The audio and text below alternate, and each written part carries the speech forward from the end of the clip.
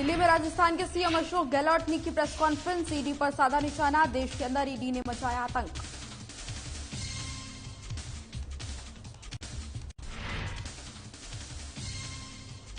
बालोतरा में आयुर्वेदिक चिकित्सालय में शिविर का आयोजन, रोग जांच और निदान शिविर आयोजित, मौसमी बीमारियों के बारे में दी गई जानकारी।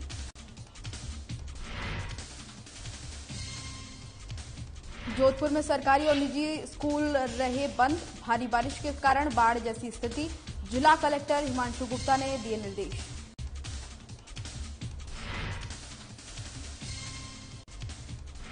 बालोतरा में पुराने अंडरपास पर भरा पानी, जिला चिकित्सालय में भी स्वास्थ्य का खतरा, नगर परिषद विभाग पर जनता के जीवन के साथ खिलवाड़ का आरोप।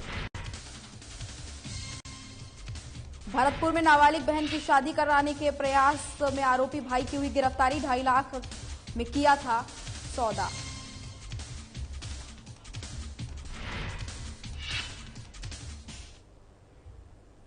नमस्कार, साधना प्लस देख रहे हैं आप। मैं हूं आपके साथ आकांक्षा त्रिपाठी और बुलेटिन की शुरुआत करेंगे। और राजस्थान के सीएम अशोक गहलोत ने एआईसीसी मुख्यालय दिल्ली में प्रेस कॉन्फ्रेंस कर जांच एजेंसी ईडी पर जमकर निशाना साधा था। और सीएम गहलोत ने कहा कि देश के अंदर ईडी ने आतंक मचा रखा है। ईडी सरकारें गिरा सकती है और लेकिन मंत्रिमंडल नहीं बना सकती। आपको बता दें कि सीएम ने कहा कि महाराष्ट्र में 28 दिन से मंत्रिमंडल नहीं बना है और वहीं आपको बता दें कि सिर्फ मुख्यमंत्री और उप मुख्यमंत्री बनकर बैठे हैं। सीएम गहलोत ने कहा है कि ईडी द्वारा जो तमाशा हो रहा है देश के अंदर, पहले राहुल गांधी को बुलाया और 5 दिन तक लगातार 50 घंटे पूछताछ की गई और ऐसा कभी होता नहीं है। और आपको बता दें कि किसी ने ऐसा सुना भी नहीं होगा, ये बात उन्होंने कही। 5 दिन लगातार पूछताछ की गई है और सोनिया गांधी जी को बुलाया गया है, पता नहीं कब तक बुलाएंगे। जो ये आतंक है ईडी ने मचा रखा है देश के अंदर, इसका फैसला जल्दी होना चाहिए। सुप्रीम कोर्ट में केसेस चल रहे हैं और सुप्रीम कोर्ट को चाहिए कि पूरे देश के अंदर जो देश का मूड है उसे देखें। लोग चिंतित हैं।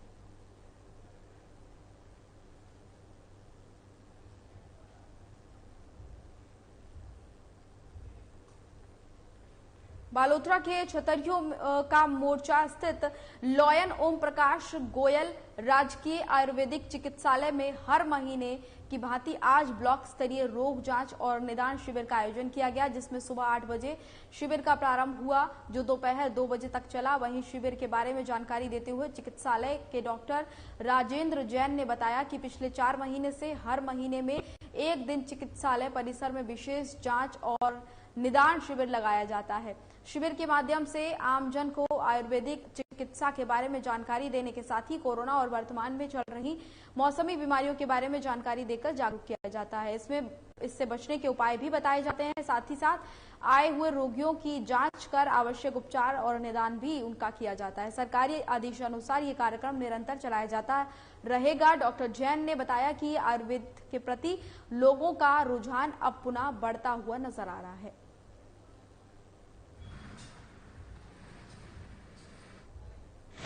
हर महीने मौसमी बीमारियों से और कोविड-19 के बचाव हेतु एक मासिक शिविर लगाया जाता है, जिसमें कोविड-19 से बचाव हेतु एवं मौसमी बीमारियों से बचाव हेतु लोगों को शिक्षित किया जाता है। उनके लिए दवाइयाँ दी जाती हैं। विभिन्न प्रकार के जो पेशेंट्स आते हैं, विभिन्न बीमारियों के जो पेशेंट्स आते हैं, सर्दी, खांसी, जुकाम, बुखार, डायबिटीज, बीपी, इन सभी के लिए, स्किन डिजीज के पेशेंट्स, इन सभी के लिए यहाँ पर चिकित्सा प्रदान की जाती है। ये हर महीने ब्लॉक स्तर पर लगभग पिछले 3-4 महीनों से कैंप लगातार लगाया जा रहा है। इसमें काफ़ी अच्छे लोगों को फायदा हो रहा है। आगे बढ़ेंगे। राजस्थान के जोधपुर जिले में भारी बारिश के कारण बाढ़ जैसे हालात बन गए हैं। आपको बता दें कि जिले में सभी सरकारी और निजी स्कूल आज भी लगातार तीसरे दिन बंद रहेंगे। भारी बारिश को देखते हुए जिला कलेक्टर हिमांशु गुप्ता ने निर्देश जारी किए हैं और ग्रामीण और शहरी क्षेत्रों में 28 जुलाई को जिले के सभी निजी और सरकारी स्कूलों में अवकाश घोषित किया गया है। आपको बता दें कि लगातार तीसरे दिन बारिश के चलते स्कूलों को बंद किया गया है। मौसम विभाग ने आज प्रदेश के 7 संभागों में बारिश की संभावना जताई है और विभाग ने आज अजमेर, भरतपुर, कोटा, जयपुर, उदयपुर, बीकानेर और जोधपुर संभागों में बारिश की संभावना जताई है। साथ ही 10 से अधिक जिलों में वज्रपात को लेकर भी अलर्ट जारी किया गया है। सीएम गहलोत ने बचाव कार्यों के लिए प्रशासन को सतर्कता बरतने के भी निर्देश दिए हैं। गहलोत ने प्रदेशवासियों से अपील की है कि मौसमी बीमारियों से सावधानी बरतें, साथ ही जलाशयों से भी दूर रहने की अपील की है। भारी बारिश, प्राकृतिक आपदाएं और आकाशीय बिजली सहित अन्य प्राकृतिक आपदाओं से बचाव के लिए सावधानी बरतने की भी अपील की है।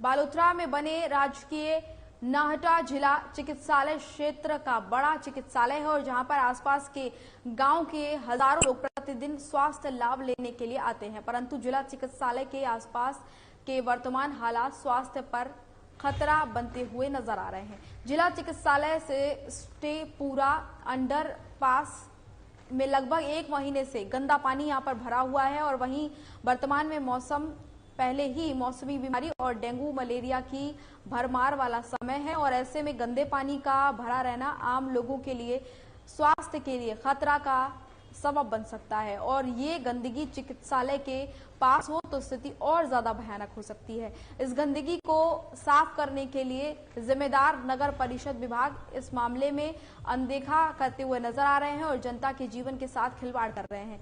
इस संबंध में चिकित्सालय के प्रमुख डॉक्टर B.S. गहलोत से पूछने पर उन्होंने बताया कि परिषद को इस बारे में अवगत करा दिया गया है। अब देखना होगा कि आखिर 1 महीने बीत जाने पर भी इस सफाई के लिए किसका इंतजार और करना पड़ेगा।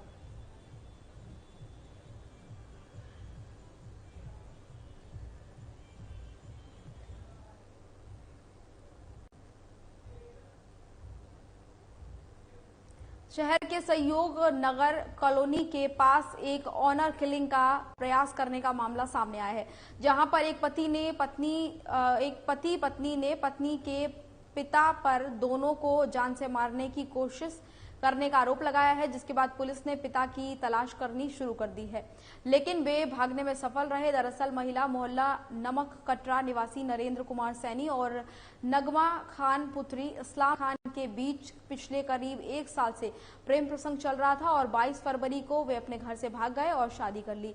वहीं शादी के बीच आपको बता दें कि लड़की के जो पिता हैं और लड़की के पिता ने लड़के के खिलाफ युवती को अपहरण करके जानबूझकर बहला फुसलाकर जबरन शादी करने का केस दर्ज करा दिया, जिसके बाद दोनों मथुरा में रह रहे थे। वहीं लड़की गर्भवती थी, जिसके कारण माफ कीजिएगा पति नरेंद्र अपनी पत्नी को अस्पताल ले गए दिखाने के लिए, जहां पर अस्पताल में ही लड़की के पिता इस्लाम खान उन्हें देखकर चौंक गए और ऑटो से दोनों का पीछा करने लगे। घटना की सूचना पीड़ित ने पुलिस को दी। वहीं लड़के का आरोप है कि लड़की का पिता ऑटो में अवैध हथियार लेकर उनका पीछा कर रहे थे और उनसे जान का खतरा उन दोनों को है।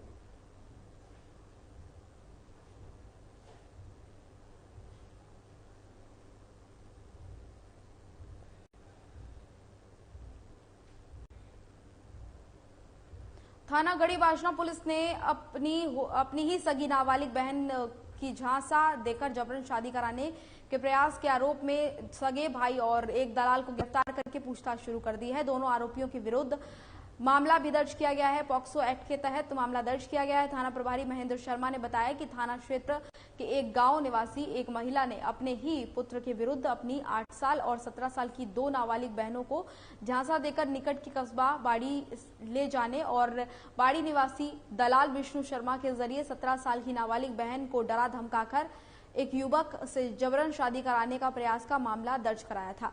रिपोर्ट में नाबालिग बहन की शादी का सौदा दलाल के जरिए 2.5 लाख रुपए में करने और 1 लाख एडवांस लेने का आरोप लगाया गया था।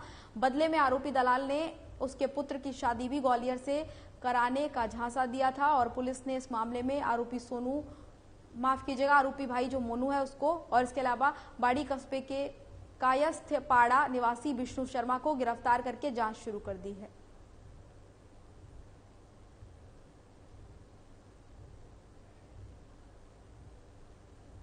आपको बता दें कि एक भाई ने अपनी ही नाबालिग बहन की शादी कराने का प्रयास किया, जबरन शादी कराने का ये प्रयास किया गया। जिस पूरे मामले पर पुलिस को जानकारी हुई तो पुलिस ने आरोपी भाई को और इसके अलावा उस युवक को भी गिरफ्तार कर लिया जिसके साथ शादी कराने की कोशिश भाई ने की।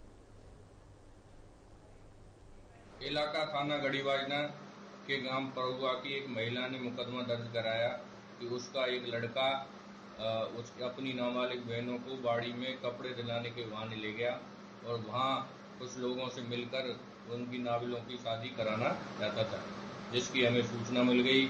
हम लड़कियों को ले आए, इस पर मुकदमा दर्ज किया गया और नाबालिग महिला बच्चियों के आधार पर पॉक्सो की धाराएं जोड़ी गई।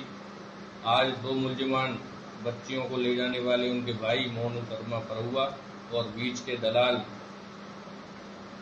विष्णु शर्मा निवासी काश्तपाड़ा बाड़ी कोतवाली को गिरफ्तार किया गया, जिन्हें न्यायालय में पेश किया जाएगा। भरतपुर में बारिश का मौसम शुरू होने के साथ ही विषैले कीट और सर्पदंश की घटनाएं भी बढ़ने लगी हैं।